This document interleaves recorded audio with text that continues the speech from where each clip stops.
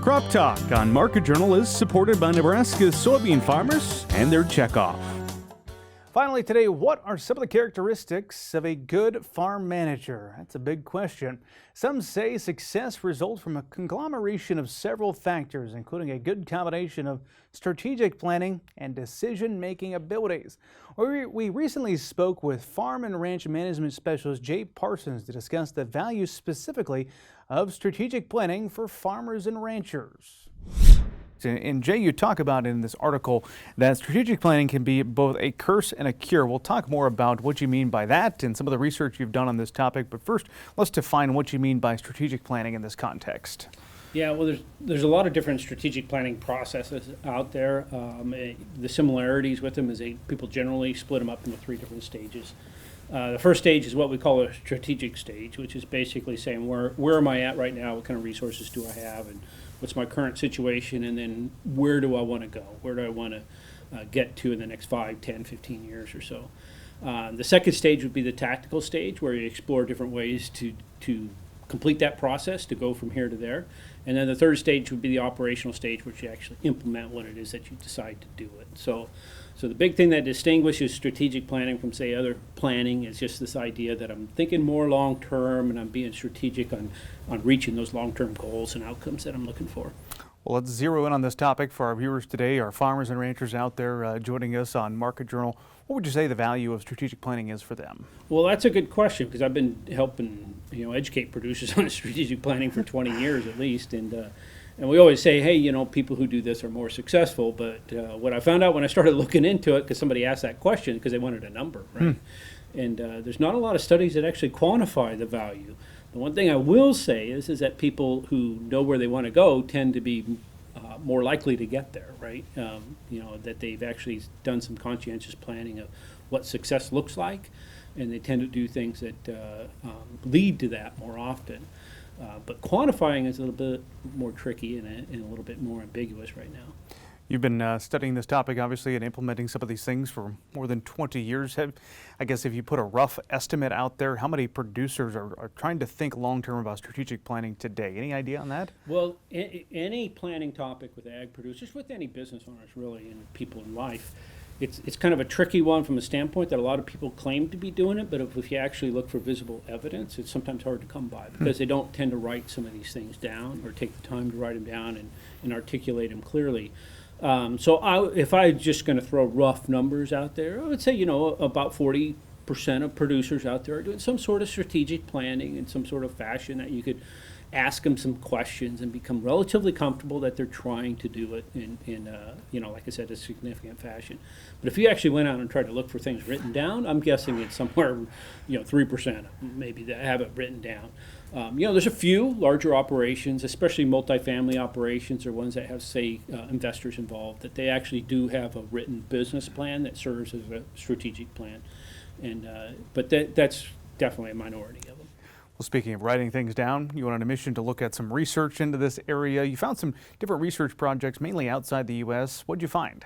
Well, that's interesting because I thought I would find something in the U.S. And everything I found, like you said, was pretty much outside that's been documented. So I'm a big fan of Peter Nuthall. He's a soon to be retired, if he's not already, farm management specialist in New Zealand, and he's done some work on it and documented some different things there. And his primary thrust is looking at what makes a good farm manager. So it's not necessarily strategic planning as the topic focus. But he's looked at those that have done things like written down goals and objectives, things that they do to take into account what we might call just strategic planning activities type of stuff. So he's looked at some of those things, and one of the things that I found in one of his studies that was done about 15, 20 years ago was striking to me was that he found that those that did have goals and objectives written down were actually less likely to adjust what they were doing, and we would call that a bias. Basically a sunk cost bias that people would have. So if you invest a lot of time and energy into putting together a plan, you're kind of reluctant to move away from that because you put all that time into it. So that was kind of striking that he actually documented that in one of the studies that he did. So anyway, I thought that was interesting. And then he had another one where he surveyed them and just asked them a series of questions about the good attributes of a manager.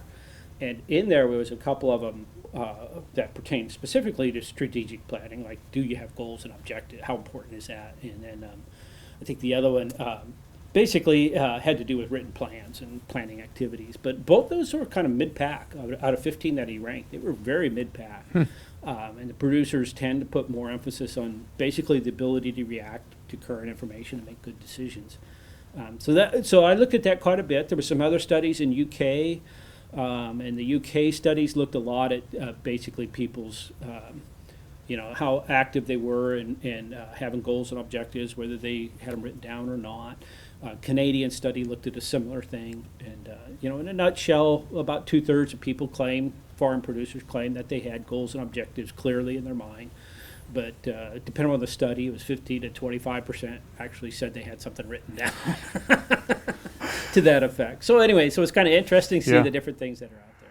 Obviously, as ag producers, you're always thinking about the short term. What are the markets doing? What's happening with the weather? But strategic planning really looking beyond that and making some of these long-term goals. If somebody's watching today and says, yes, that's all good, how do I get started though? What's your advice? Well, the first thing is just to get started in some fashion, okay, and to realize that when you're doing, and I work at a university, right? And, we do 5-year strategic plans all the time for different areas, and it's not unique to ag that people are. I wouldn't say they're frustrated by it, but sometimes they always question if it's worth the time and if it's going to get implemented because things change. And in ag, we have a lot of risk, and obviously that's a deterrent to sit down and map out this plan. And then, weather doesn't turn out, markets turn different, family situation might go different. They say, well, man, I invested all that time in that. I don't know if it's really worth it. But the thing is to look at it as a living document, right? So you get started on saying, hey, what's important to me? You articulate it. You realize that that's not going to be stable over time, as in never changed. It shouldn't change dramatically. Like you shouldn't say at one point family is important to me and the next point it's not. But certainly the family members involved and things that you might want to accomplish or some of the details are going to change over time. So realize it's a living document and you just need to keep it up to date. So that's one of the main things. Understand that all plans don't work out. That doesn't make the plan useless. It gives you a better starting point through adapting that plan to the new conditions and making things better.